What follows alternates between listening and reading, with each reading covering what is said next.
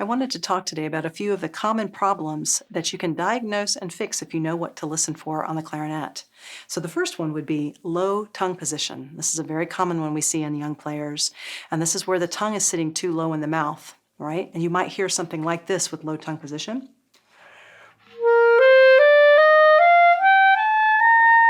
So they're not going to get a focused sound. The intonation is going to be flat, so not what you want to hear. So you want to encourage them to think a high tongue position, thinking that word he, so they're voicing the note higher. That's going to cause the air to go faster. It's going to make everything sound better.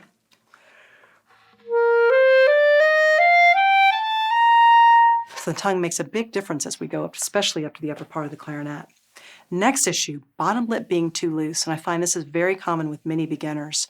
And as they're forming their embouchure, they end up not having enough pressure against the bottom lip. But it's really tricky to make sure that we get the difference between a firm bottom lip but not clenching the jaw, right? So as you have them play and you're getting them to think about keeping that pressure down on the top lip, in the corners, then the bottom lip. If it's still too loose, you'll hear a flat spread sound, again, low intonation. What you can do is to go very, very gently and get them to think about firming up. Another thing I've heard before is also thinking about sipping a milkshake straw so that they're trying to firm up that bottom lip to get that milkshake out of there. So that's another thing that they could try. The next thing, air. One of the biggest things that I teach my students and have to talk about every day, no matter the level of the player, and in my own playing, is air.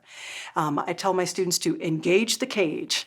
And engage the cage means to make sure that you're pressing down and out with the air. You're using the musculature here to make sure that the air is moving through the clarinet very, very quickly. So we want super fast air, and we want it to be moving an ice cold through the instrument, whether we're playing pianissimo or fortissimo, and that's the important thing. Many students will play with good air when they're playing forte, but as soon as the dynamic level drops, they let the air sag, and so then the tone gets fuzzy and airy and unclear, and again, we lose purity of sound and intonation as well. All right. So I wanted to finish by talking a little bit about articulation problems that you'll hear and how to diagnose them. So the first thing you might hear is a heavy, harsh articulation. Typically that's too much motion with the tongue. So we want to try to get the students to think about keeping the tongue very close to the reed, just a very, very slight movement. All right, just the tip of the tongue to the tip of the reed. And there are two basic ways to articulate on clarinet. Either is valid, it depends on what you like the best. I tongue tip of the reed with my tip of my tongue. Some people use the tip of their tongue to the front tip. Most everyone tongues 2 taste buds back from the tip of their tongue. So the big thing is we want to think the least amount of tongue touching the reed and find the place where you have the best sound possible, the most clarity of sound, right?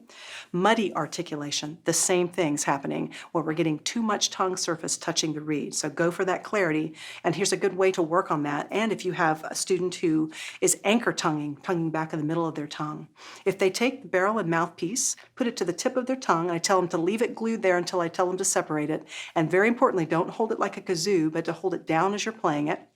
We're going to let them stick on here and come out and come in and out and in, over and over and over. And doing that helps them to develop muscle memory. It helps them to remind themselves where the tongue needs to be. So I'll always ask them, did that feel different from what you're doing before? Inevitably, they say yes. So getting them to learn to get that tip of tongue up where it needs to be and stay arched.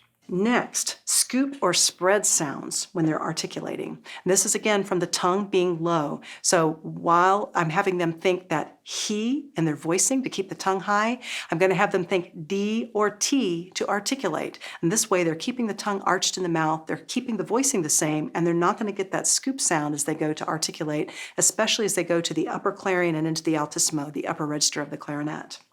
Last, upper register response. And this is a very common one. You'll see that young students will play up to a high C and the note closes off on them. There's a very simple fix for that. As long as they're putting good breath in the horn, all the things are happening right.